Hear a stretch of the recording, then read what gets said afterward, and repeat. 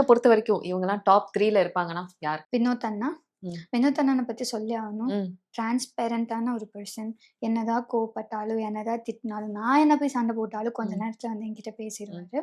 நான் என்ன வினோத் அண்ணனை உள்ள பார்த்தனோ, ம். அதே வினோத் அண்ணனை தான் வெளியில வந்து நான் ம். பார்த்த வீடியோஸ் ம். இருக்கட்டும், நான் பார்த்த கொஞ்சம் ஒரு ஒரு 2 எபிசோட்ஸ் இருக்கட்டும். ம்.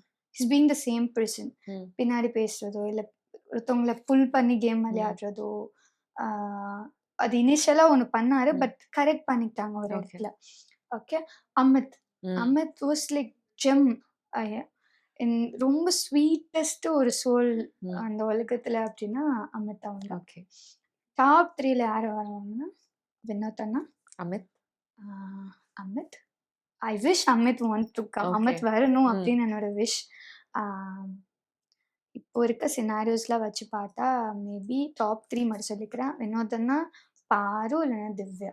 இந்த 3 ஓகே. பேர் வருவாங்களோன்னு என்னோட தாட். ஆனா டைட்டில் வேணா வினோத் அண்ணா தான் இருப்பாங்கன்னு இன்னொன்னு தோணுது. ஒரு பிரெடிக்ஷன்.